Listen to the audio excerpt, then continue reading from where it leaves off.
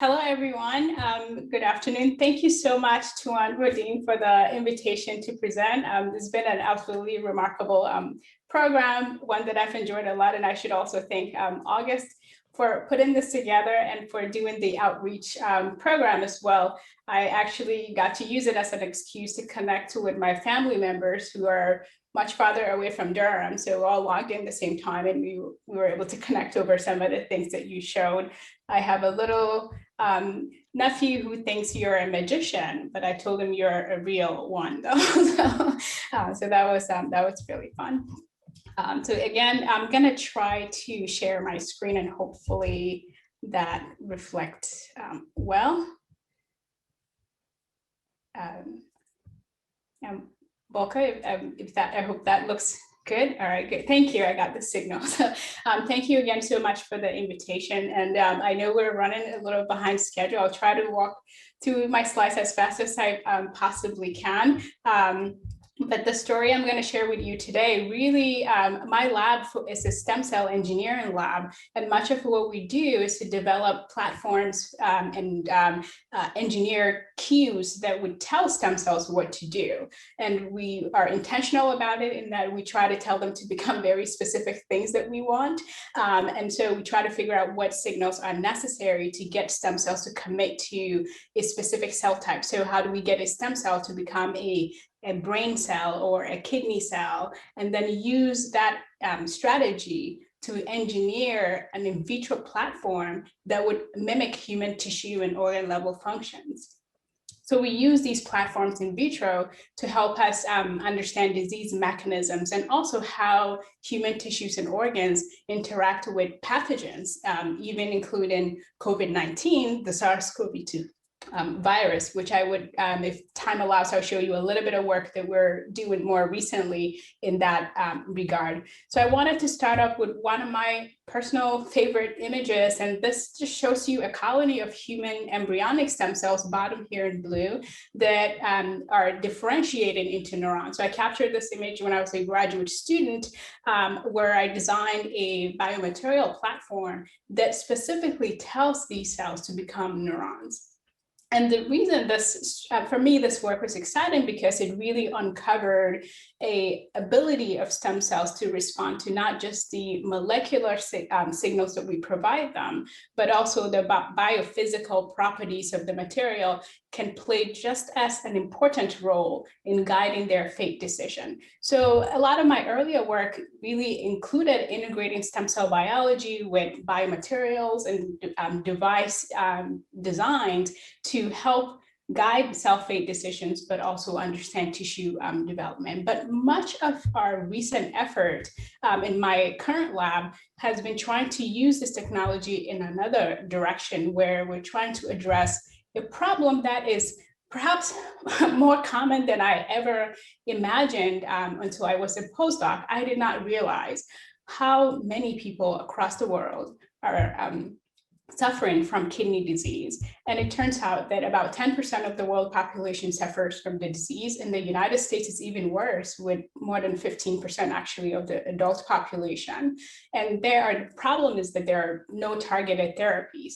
So if you look at the numbers, this to me is always striking. You can see that the number of patients or individuals suffering from kidney disease are far more than the combined individuals suffering from other devastating diseases, including diabetes, even the number of individuals with COVID-19 as of last night, cancer, HIV, AIDS, and Parkinson's disease combined. Again, we've seen the magnitude of what a pandemic can do, but just imagine a disease that has such huge number of individuals and there are no targeted therapies.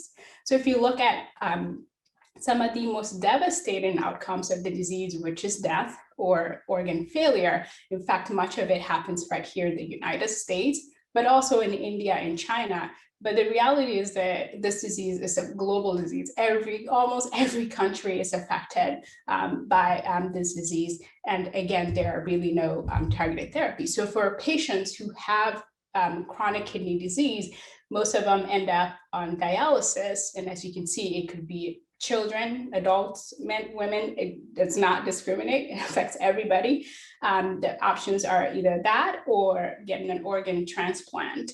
And usually there's just not enough organs for transplantation. So many of these patients actually end up on dialysis or even die while waiting for another therapeutic option.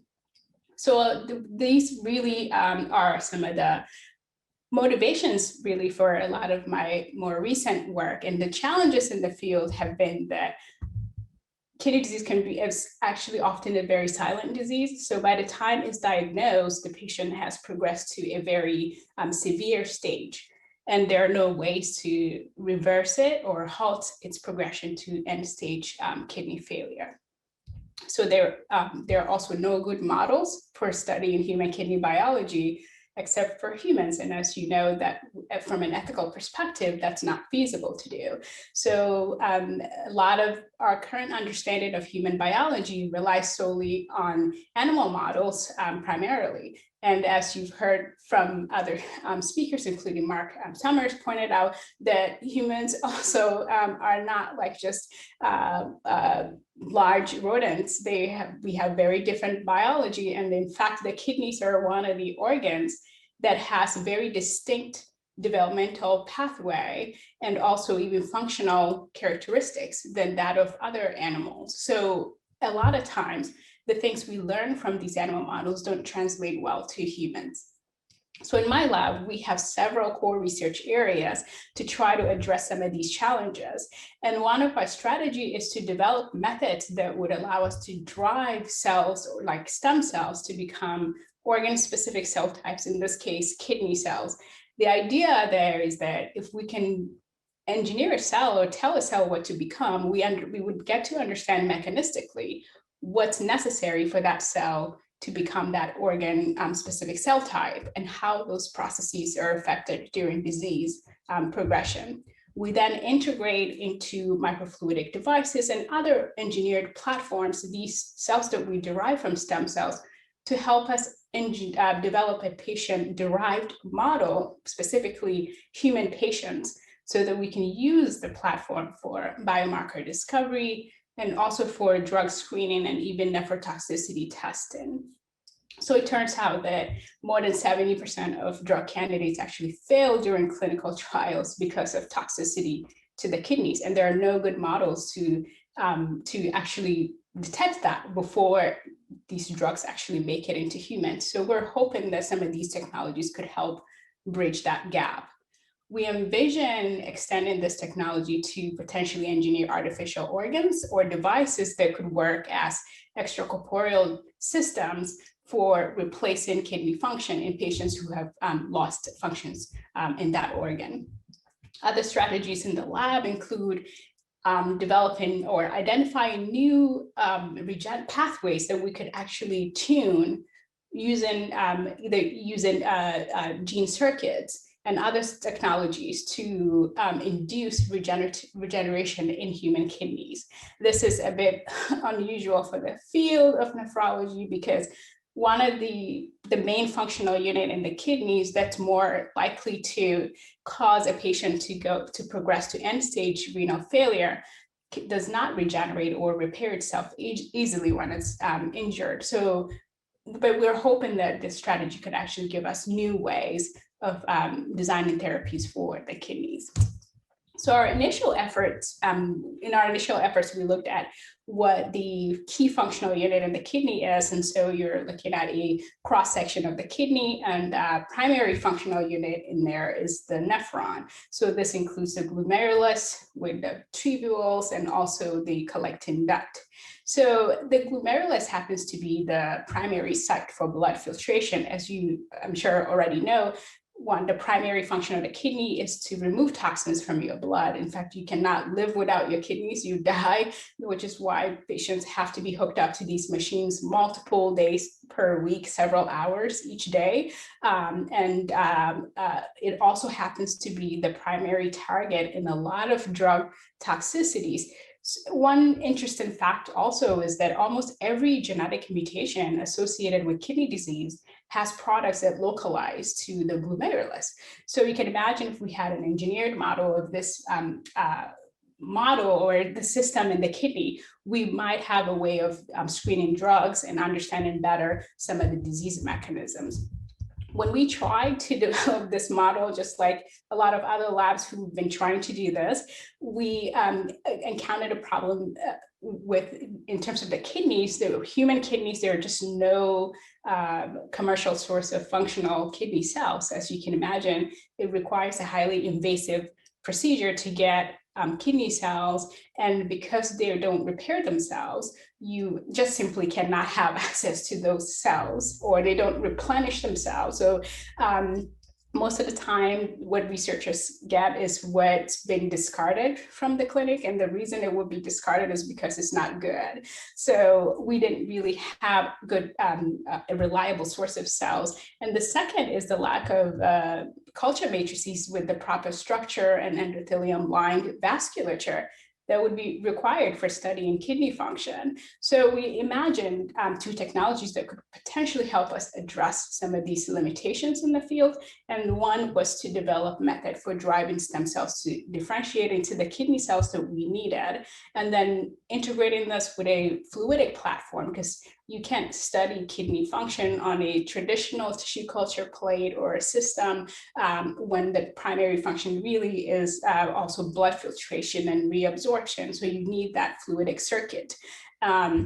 And the way we started is really go to start with human pluripotent stem cells or induced pluripotent stem cells, which we generate. We can take any patient's cell, it could be blood cell, skin fibroblast, and we reprogram them to pluripotency using specific transcription factors.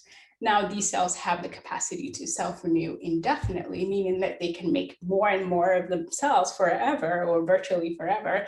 And if you have the right signals or give them the right instructions, you can get them to differentiate into many different cell types, including neurons and cardiomyocytes of the heart and hepatocytes of the liver.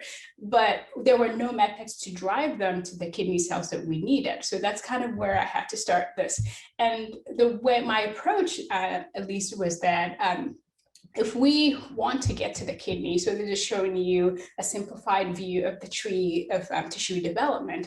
And iPS cells or induced pluripotent stem cells are developmentally equivalent to the epiblast stage. If you can restrict these cells' differentiation to the mesoderm lineage and further to the intermediate mesoderm lineage, it would give us more and more control over driving them to become kidney cells. So that's really how the inspiration from this work actually came from. And we know that in development and even in biology, even though it's kind of just now being more appreciated by biologists, we know that molecules and also physical forces play a key role in driving tissue development and cell-fate decisions. So in trying to develop a method for telling these cells what to become, I basically optimized for several factors, including what the cells would be interacting with in the medium and how they're interacting with their neighboring cells, as well as what kind of receptors they're using to engage the ECM protein or extracellular matrix protein and the mechanics of the extracellular matrix substrate. So to kind of make a long story short, we were actually able to develop this method that turned out to work very well. Many people around the world now have adapted this method and are using it. We have students, including undergraduates, who work independently on this methodology, but simply take the human iPS cells and provide them a very specific set of conditions, and they become mesoderm stage, which is one of the 3 embryonic germ layers from which almost all cell types in the body would be derived. So the mesoderm lineage happens to be the embryonic germ layer from which almost every cell type in the kidney is derived. So we then further restricts these cells' differentiation into intermediate mesoderm cells, and eventually to the desired podocytes. And you can see below here, this is actually the same scale for all of the images that you're looking at. You can see how cells dramatically change in terms of their morphological characteristics as they commit to the podocyte lineage. And it's nice because I should point out that light enables us to see everything that we do in the lab. And it tells us when we have things right and not. So as I was invited to give this talk, I just realized how much we rely on these technologies that are enabled by photonics.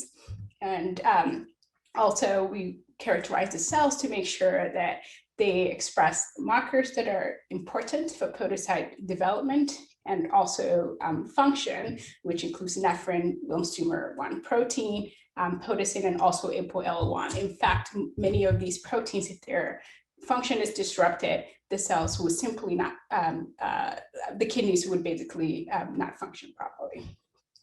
And one thing that was really surprising for us was how efficient this methodology actually was, is that we obtained more than 95% yield of these cells with absolutely no subpopulation selection, which is quite unusual actually for the stem cell field, because these cells can differentiate into more than 200 different cell types, and it's often very challenging to tell them to become only one cell type. So for us, this was particularly exciting. And I think it was enabled by our ability to look at optimizing for the biophysical properties and also the molecular features of the cell's environment. So we characterize these cells in many different ways, also including transcriptomic analyses.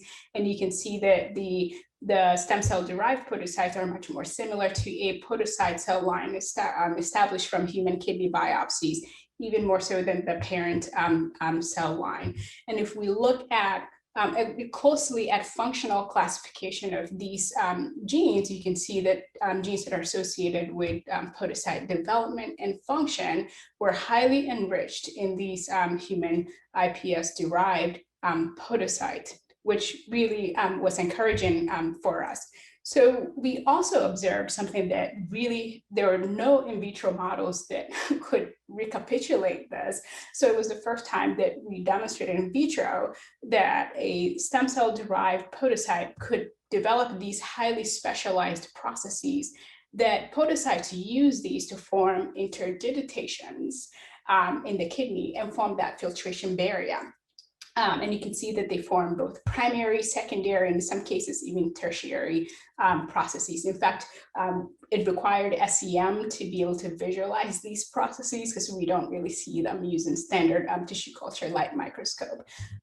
So given how specialized they were, we wondered if we could integrate these into a microfluidic platform to mimic that filtration barrier in the kidney.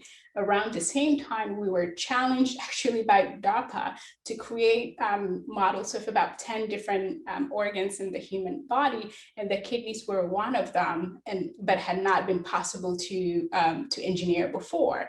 So the goal here was that if we could generate all these different models, we could potentially link them fluidically to develop a platform that would be useful for studying human pharmacokinetics and pharmacodynamics. So with this cell, with these cells that we were able to generate from stem cells, we went back to the structure of the kidney or the kidney glomerulus and asked, well, how do we engineer a microfluidic system that could recapitulate the structure and function of this important unit in the kidney? And so if you look at a cross, so this is the glomerulus from a zoomed in view of the glomerulus. Blood comes in, gets filtered, and then it comes out, and then the filtrate goes this way. So what we're trying to model are these filtration capillaries within which filtration occurs. So if you take a cross section of those, this is a view of the podocyte layer, which are the cells wrapping themselves around the capillaries.